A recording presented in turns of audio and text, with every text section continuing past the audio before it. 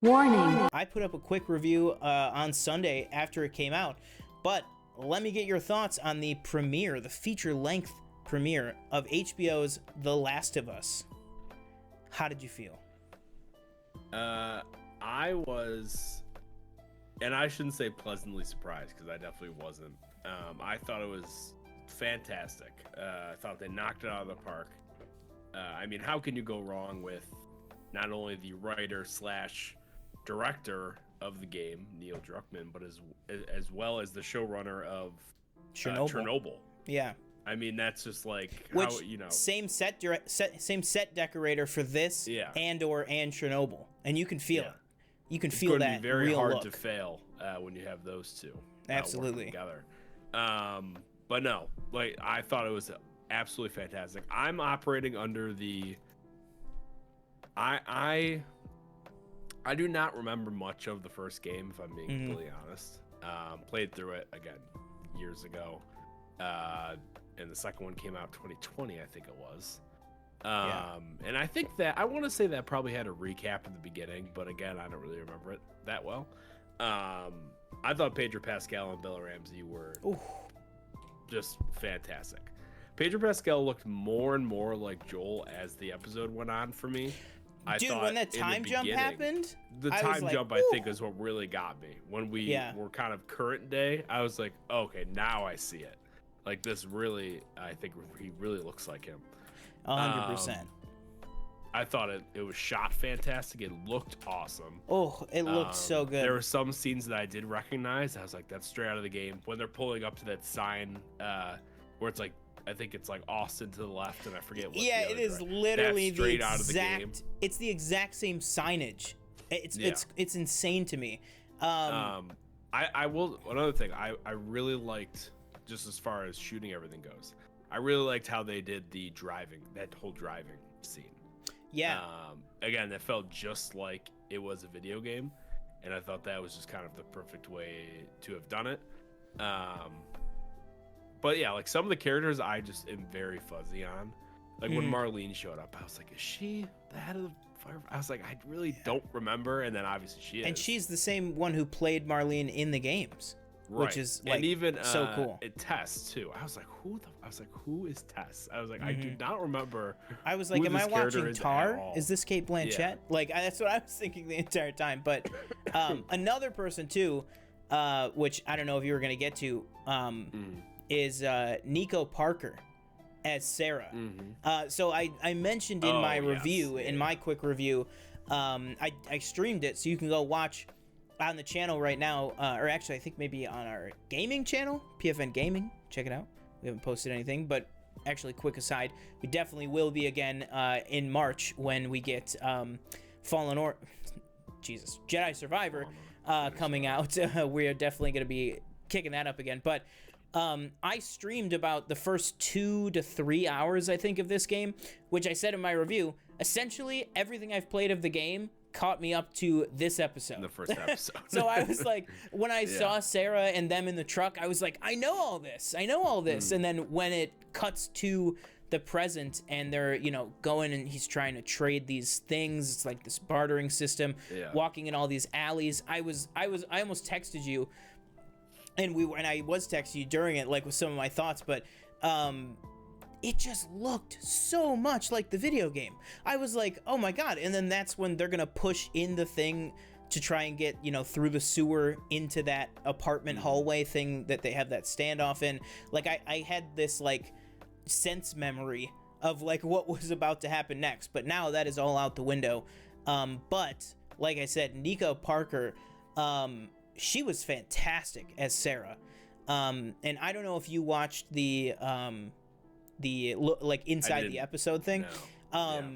It way shorter than the House of the Dragon ones are, but it was about like 2 or 3 minutes. But one of the things he said on Nico Parker as Sarah was he was like, in essence, we want the viewer who, if someone has no experience with this franchise or what happens to Sarah or what's really going on, we want them to think that Sarah maybe is almost the lead of the show.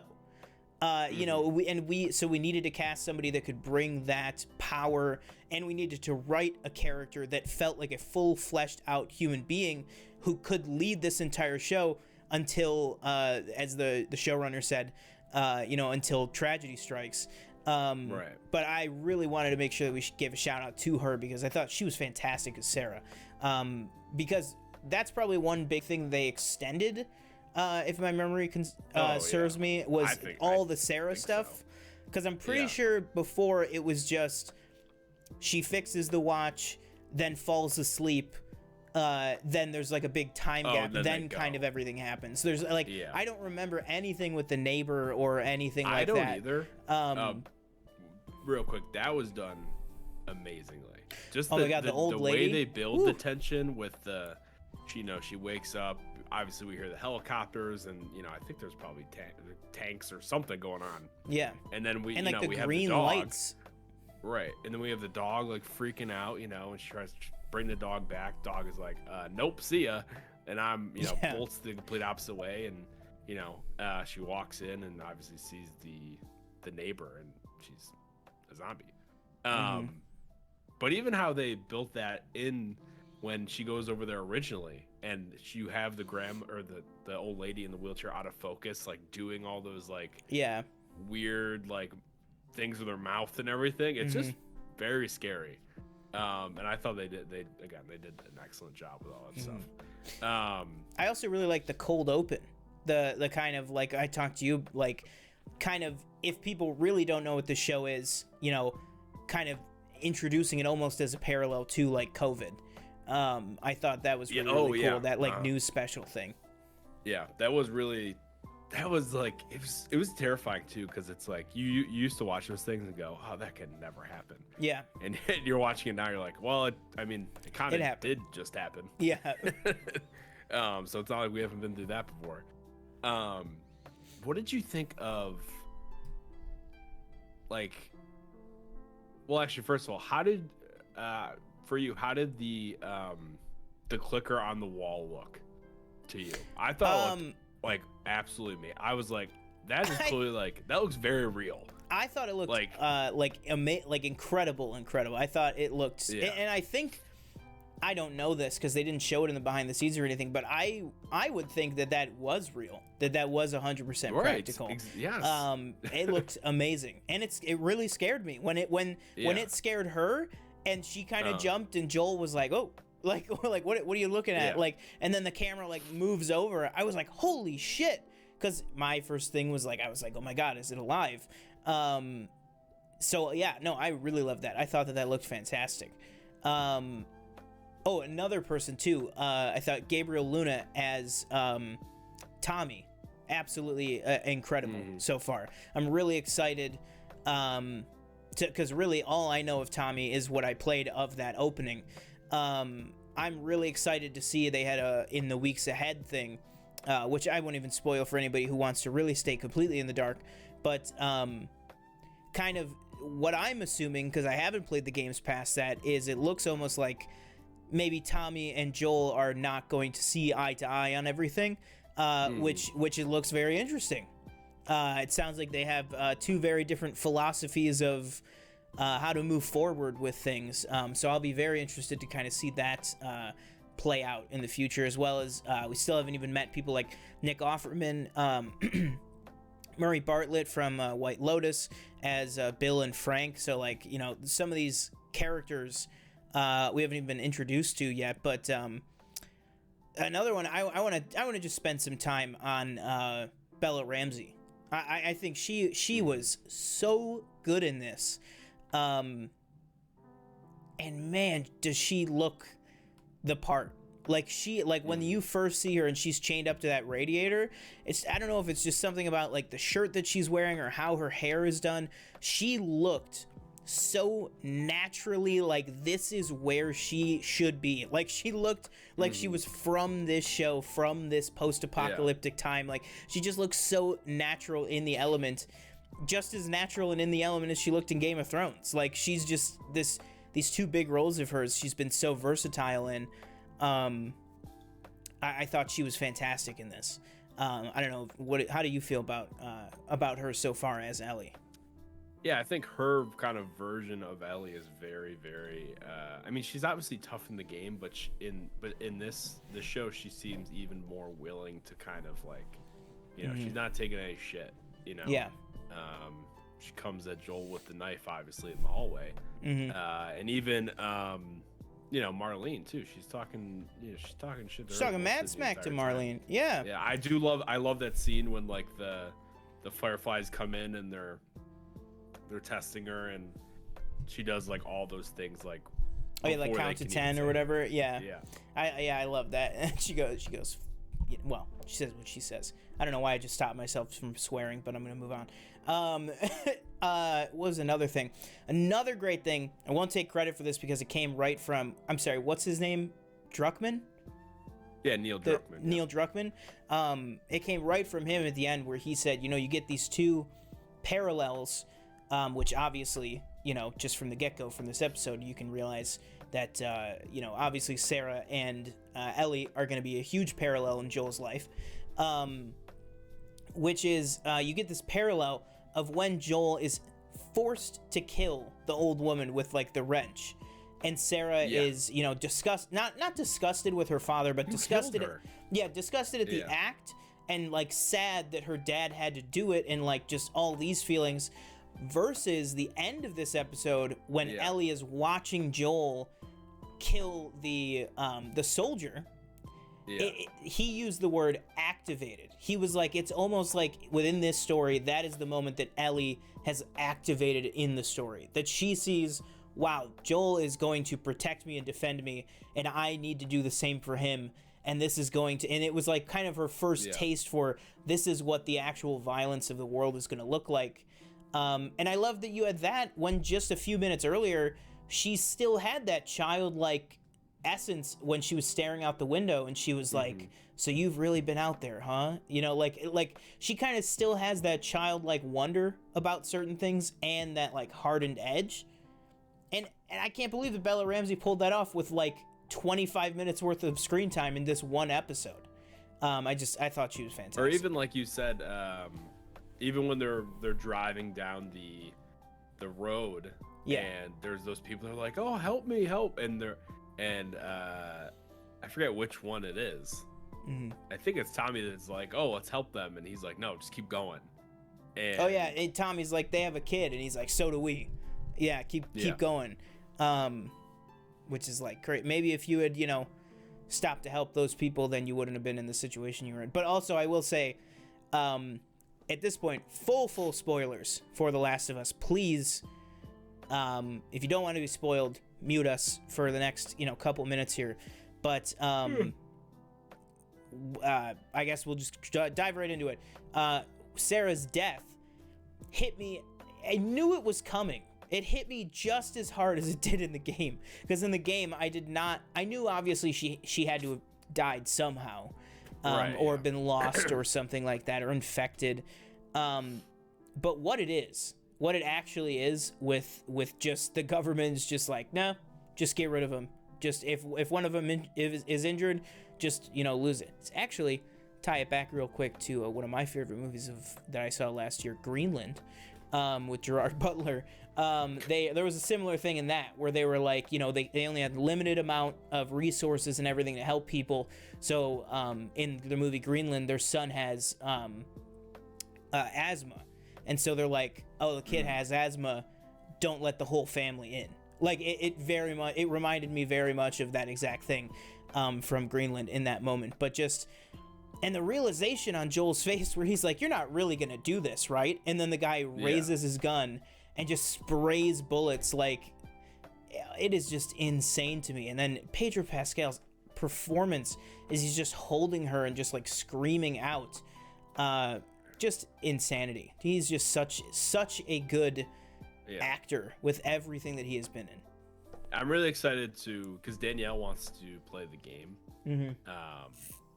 So I'm really excited because I'm probably not gonna, whenever she plays it, I'll probably just watch her, and I probably won't replay it, but it kind of makes me want to replay it. But I'm really excited to see, all that stuff done in the game and how it varies between that and the show.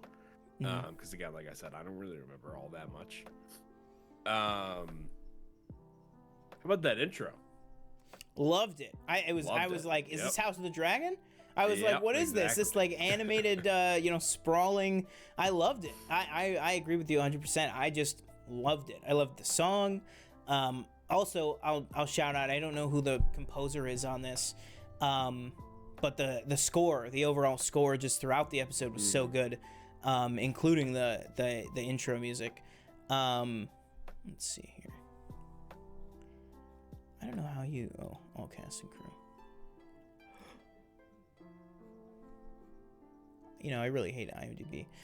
David Fleming, it looks like. That is who did the music on this. Oh, he did the music for Dune. He was one of the additional music people on Dune. So yeah, he's done a couple good stuff. Oh, and then it looks like he mainly comes from.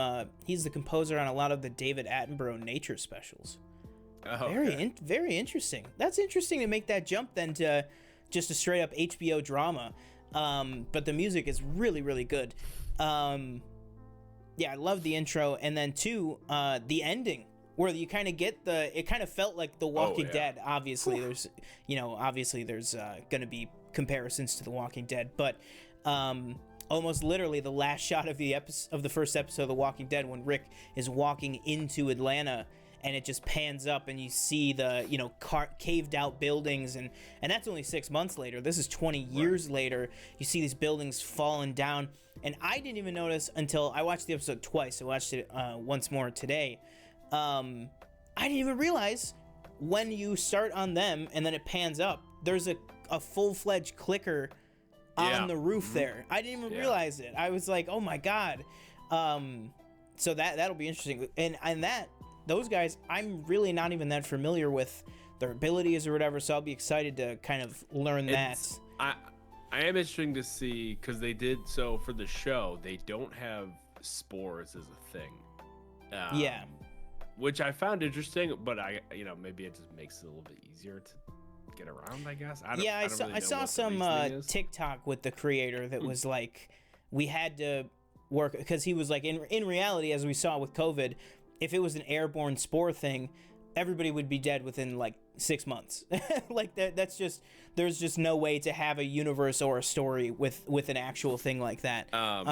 Which I like, but I don't know if you probably didn't get this far in the game, but there is one kind of infected that, if I recall, he either like throws something or he like vomits it or whatever, and it releases spores, so I was kind of interested. I was like, oh, I wonder how many different variants they'll have in the show. If they're just going to go clickers and then normal, or if they'll, go a little farther with that. But I was kind of thinking, what if it's a thing of maybe I'll be right back real quick. Okay. I was just thinking, maybe if rather than airborne, what if it's like not necessarily contact, but let's say like, if you guys are thinking back, like where we see the kind of dried up clicker in the sewer subway system, what if it's something that like when you step on it, this like dried out, vine or mushroom mycelium thing growing out of it? What if it's when you step on it? Like it's almost like if you break the like chrysalis or the system that it's in, then it can kind of release it. Like if he like stepped down on one of the branches, maybe then the spores would go up or something like that, where you have to have this extra kind of active step to get properly infected by it, aside from just being bit, I guess. I don't really know how the zombie mechanics work. Maybe Lewis Barry, if you can tell me if you know from the games. Let's just get caught up on chat here. Michelle said, really liked Last of Us. I was wondering if there will be flashbacks of Sarah. Well, I don't know how reliable this can be, because we saw with House of the Dragon, it was changing every single week.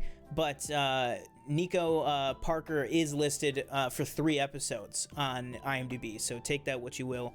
Maybe there will be flashbacks. It wouldn't surprise me, just because, the show, you gotta have more kind of narrative thrust than a video game. And then Lewis Berry, which, by the way, Lewis Berry, thanks for joining us. Go ahead and hit subscribe. We're going to be reviewing Last of Us, Bad Batch, Mando, everything coming out big this year. But he says, love this and can't wait for the rest. Pedro, Bella, Nico killed it. Hope to get flashbacks of how Joel met Tess. Yeah, I think that would be great too. Get flashbacks of the kind of in-between times, the 20-year gap.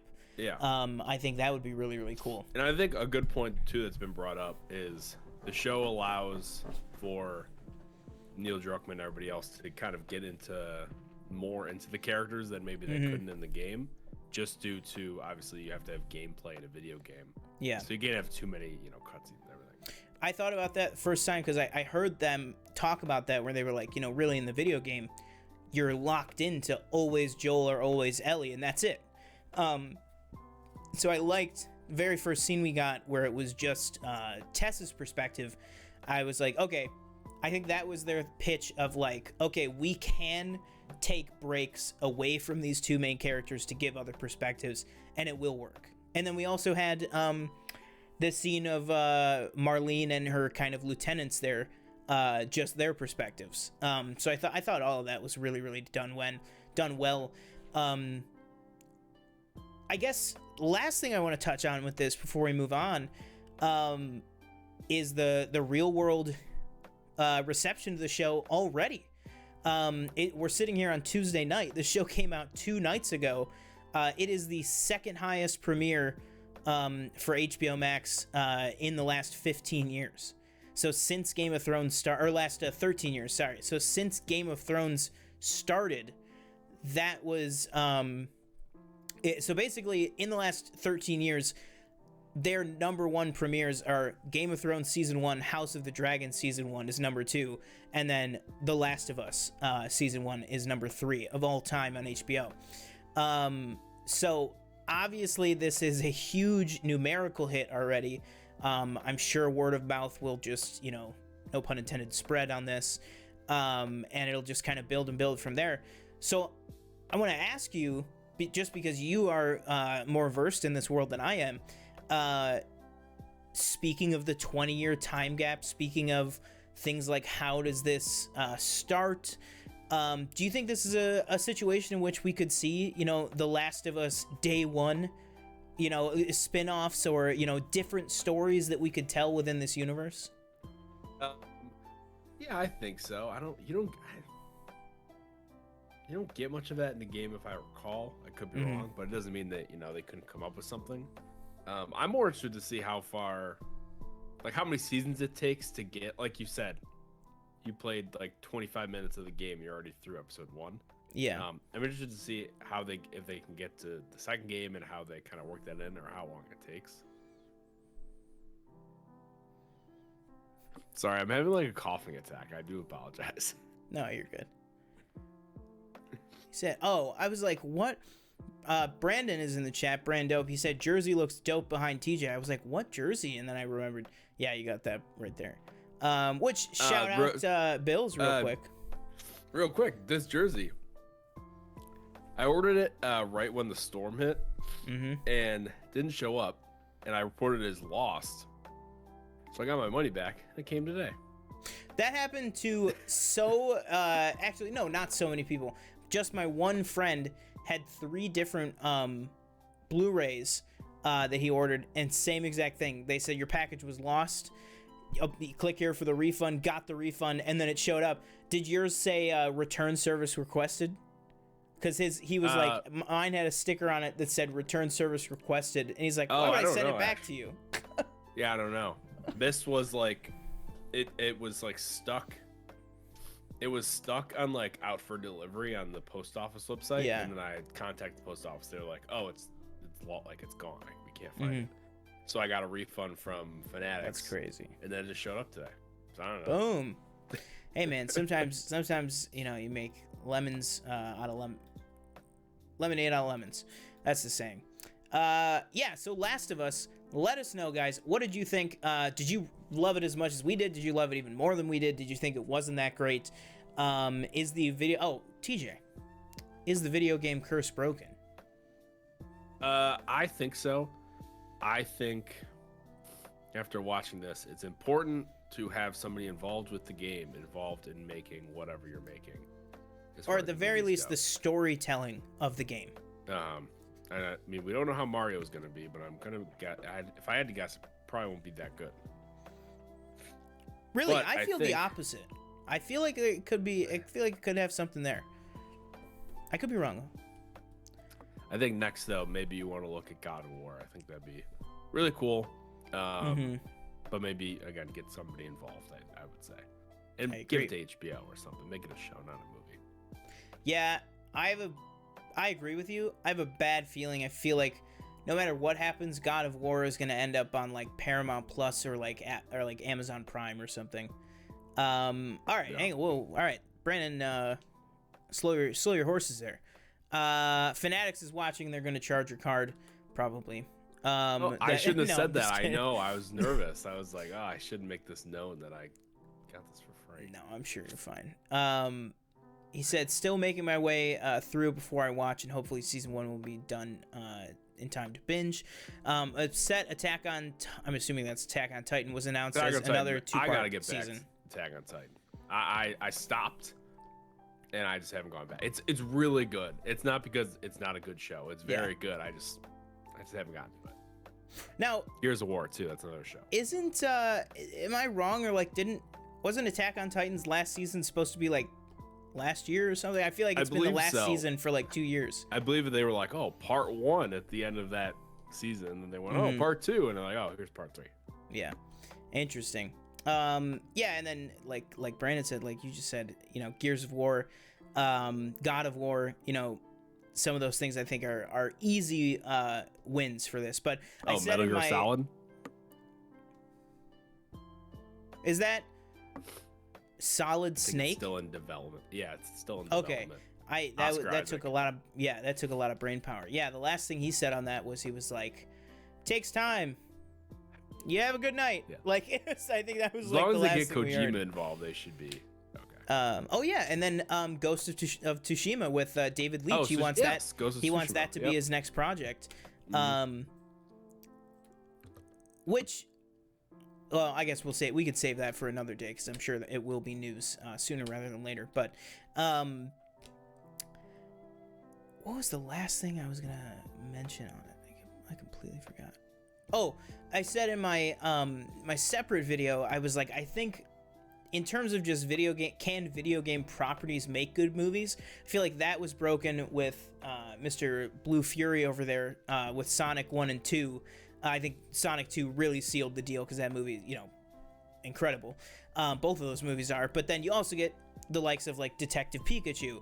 I do think the Mario movie, I think all the drama and stupidness with Chris Pratt aside, I think there's a chance that it is going to be a good movie. Just because it looks like they are trying to weave story elements throughout the game, not just going like, what if Mario, went to Kansas City and got tied up with the KC mob? Like, they're actually like having it be Mario versus Bowser to save Peach. Still could be an absolute train wreck, but I feel like now that proved, yes, you can make movies out of video games. This proved you can adapt the story of a video game and make it a show.